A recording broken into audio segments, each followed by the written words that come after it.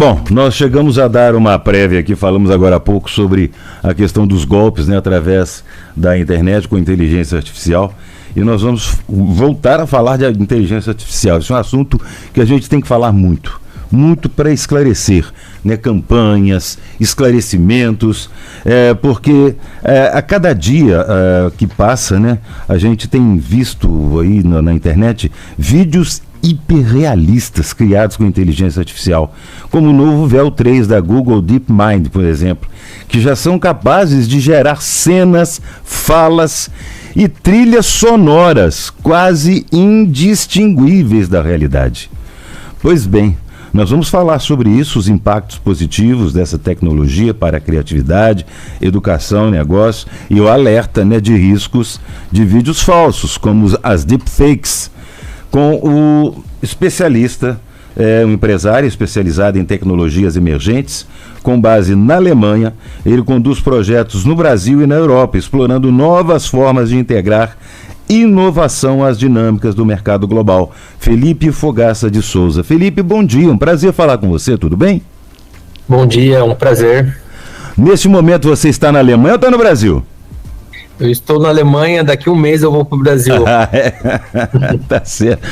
Felipe, vamos lá, meu amigo. O que mudou com essa nova geração de vídeos realistas feitos pela inteligência artificial, como o Veo 3, por exemplo? Sim, isso é uma coisa que está gerando bastante polêmica, né? Eu vi na semana passada uma atriz americana acordou de manhã e viu um monte de comentário na rede social dela. Que vestido ridículo esse que você usou e etc. Ela falou assim, mas gente, do que o pessoal está falando? Quando ela foi ver, foi uma foto feita por inteligência artificial de um vestido que ela nunca usou, ela nunca esteve em Cannes, como se ela tivesse ido com um vestido ridículo em Cannes, e os fãs dela acreditou nisso. Aí até ela provar que não foi ela, isso daí gerou bastante polêmica. Aí já era, né? Pois é. Quais são os principais impactos? Vamos falar dos impactos positivos, por exemplo, dessa tecnologia em áreas como criatividade, educação e produção audiovisual. Você, como empresário, por exemplo, pode falar muito bem sobre isso. Sim. Bom, o lado positivo, por exemplo, você vê que hoje as pessoas conseguem atrair muitos clientes usando redes sociais também. Isso é um canal de vendas, né? Então, você imagina que uma empresa de pequeno porte, imagina que você tem uma clínica de estética, tá? E você precisa fazer vídeos ali anunciando a sua clínica de estética. Há alguns anos atrás, você precisaria contratar alguém com uma boa aparência, essa pessoa teria que tirar um tempo para fazer esse vídeo, ter toda uma equipe filmando, etc. Hoje você consegue fazer isso com inteligência artificial muito mais rápido, já sobe em 5 minutos, monta um vídeo, coloca o roteiro e sobe para suas redes sociais, né? Então tem esse acesso muito mais fácil, um custo muito mais baixo, né? Então a criação de conteúdos hoje está se tornando uma commodity. Tá, é interessante.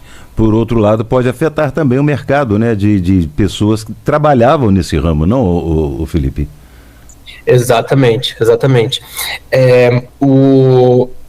Existem profissionais que vivem da imagem, né? Então a gente pode ir desde criadores de conteúdos ali que fazem anúncios nas redes sociais para pequenas marcas, até imagina que o cinema é assim, você compra, você quer assistir aquele filme X, por exemplo, enfim, qualquer filme que você escolha, porque tem o Tom Cruise, ou porque tem o Brad Pitt, e no futuro eles vão poder pegar uma imagem do Brad Pitt e dali conseguir fazer todo o filme sem o Brad Pitt ter que participar no filme em si. Exatamente. Nós estamos presenciando, ou começando a presenciar de repente, uma reformulação ou uma, digamos, transformação de profissionais, né? Mudança de capacidade ou de competências de profissionais que estão atuando de uma certa forma numa área, que vão ter que se adaptar a essa realidade também. Exatamente. As profissões do futuro, elas vão mudar muito. Já tem estudos mostrando que 25% das profissões vão desaparecer, 50% das profissões vão ter que se adaptar e somente 25% não vão ter impacto devido à inteligência artificial. Então é algo que vai impactar muitas pessoas. Falando especificamente com relação aos vídeos de inteligência artificial, né? Tem alguns riscos ali. Então, por exemplo, um dos riscos é desinformação. Então vai começar a ter uma erosão ali da confiança. Você vai ver um vídeo do Bolsonaro, do Lula, ou de seja lá quem for, e você não sabe se foi de fato ele que fez. Isso já está acontecendo, né? Uma outra coisa que você até já abordou é a questão de deslocamento de empregos criativos, né? Então, muitos empregos ali que dependem dessa criação de conteúdo, seja atores de filme, criadores de conteúdo, vão ser impactados. Outra coisa é a violação de direito de imagem e de voz, né? Então, esse risco também tem. Tem até uma questão que chamam de síndrome de realidade diluída, que as pessoas não vão saber o que é verdade e o que não é verdade. Isso. E um quinto fator que eu queria comentar é a questão de impacto no custo de energia. Porque parece que não, mas inteligência artificial demanda muita energia, gente. É mesmo? Muita energia. São processadores muito pesados, computadores muito pesados, banco de dados. Então, só para dar um exemplo, eu acredito que vocês já usaram ChatGPT, né? E o ChatGPT, você coloca ali uma pergunta e fala para ele, chat, qual roupa usar em um casamento XYZ? E aí ele gera uma resposta. Essa resposta, só para ele processar essa resposta, é o equivalente a 6 horas de uma lâmpada acesa. Olha, isso é muito importante, essa informação. É muita energia que demanda a inteligência artificial. Muita energia. E isso vai demandar também uma produção maior de energia no mundo. Exatamente. Exatamente.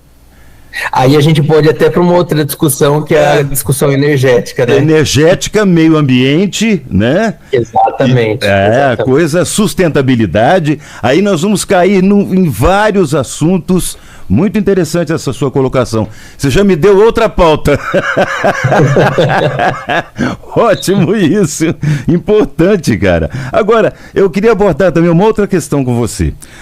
As deepfakes continuam sendo uma grande preocupação nesse processo também? Continua. Até dar uma informação assim de algo que eu vejo ser pouco discutido na mídia. A gente está tendo ali uma discussão bem grande sobre a regulação de redes sociais, certo? Isso. E existe ali uma discussão, isso também é uma outra pauta que a gente consegue ficar falando aqui um tempão. Mas essa questão dessa regulação, você vê que as redes sociais, as big techs estão trabalhando bastante contra isso, para ter isso aprovado. Qual que é o problema disso? Essas big techs, elas não estão querendo travar essa regulação porque elas têm um interesse maléfico de controlar o mundo, na minha opinião, tá? Olhando assim de uma maneira pragmática. O grande problema que eles têm é desenvolver uma governança que consiga avaliar o que é verdade e o que não é. Porque nem mesmo nós, seres humanos, conseguiríamos julgar se uma coisa... Se você colocar 100 pessoas numa sala e falar assim, olha, o que o deputado XYZ falou aqui é uma verdade ou uma mentira? 30 vai falar que é verdade, 30 vai falar que é mentira e os outros 30 vão falar que é mais ou menos. Então, para eles é muito difícil, é muito custoso implementar essa governança. Então, por isso que eu acho que eles estão tentando ganhar tempo ali, bloqueando essas regulações por enquanto. É porque algumas pessoas, inclusive, já disseram que é como a mesma coisa que culpar o carteiro por te entregar uma carta que te ofenda, né? Seria mais ou menos por aí. Responsabilizar o carteiro que levou para você uma carta de ofensas de alguém para você. É semelhante, exatamente. Mais ou menos. É uma analogia muito barata, mas é mais ou menos por aí, né? É mais ou menos. A diferença é que o carteiro não pode abrir a sua carta. Isso muda muita coisa. A rede social, eles conseguem abrir a sua carta e não deixar chegar, né? E tem uma outra diferença que é brutal. Qual? A carta do carteiro só vai chegar para você na rede social. Ela está aberta para quem quiser ver. Exatamente. Essa discussão poderia ser uma pauta para uma outra entrevista nossa, viu, Felipe? Com certeza, porque agora eu gostaria, já que estamos falando de tentar educar e orientar, O que eu gostaria de, para a gente finalizar, de perguntar como que o público pode identificar um vídeo falso ou manipulação por inteligência artificial, já que a tecnologia é cada vez mais, né, convincente. Hoje, elas ainda não estão tão realistas. Então, você vê, às vezes, alguns vídeos, até uma dicasinha que eu vou dar, é olhar para a boca. Então, a boca, você vê que ele se mexe, assim, de uma maneira um pouco estranha, se você observar bem. Eu até, esses dias, apareceu para mim um vídeo no YouTube do Trump, em inglês, falando bem do Brasil, etc e tal. E eu falei, nossa, pela boca já vi que era mentira e pelo contexto também. Mas, de todo modo, essa é uma forma de você olhar. Só que no futuro, isso vai ficar cada vez mais difícil. Pois é. Imagina um filme que quando você assistiu um filme nos anos 70, e aí você via lá o Godzilla, por exemplo. Isso. Tava na cara que não era verdadeiro, você olhava assim, parecia que dava pra ver que era um boneco e tal. Hoje em dia, fica cada vez mais realista. A inteligência artificial vai acontecer isso também, então vamos ver o que vai vir pro futuro. É isso, meu arqueiro. Ô Felipe, eu quero agradecer imensamente a sua participação conosco, um abraço para você, tá? E até uma próxima pauta, porque nós vamos voltar a falar sobre isso, com certeza, nós temos muito assunto para tratar. Tá bom, meu caro? Forte abraço para você aí. Aí agora já é de tarde, né? Na Alemanha já está de tarde. Aqui são 3 horas da tarde. 3 horas da tarde, exatamente. Você é flamenguista, não, né? Não, eu sou corintiano.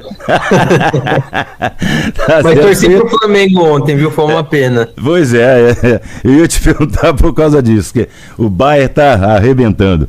Felipe, um forte abraço, meu caro. Um prazer enorme falar contigo. Um abraço. Até mais. Um abraço. Obrigado.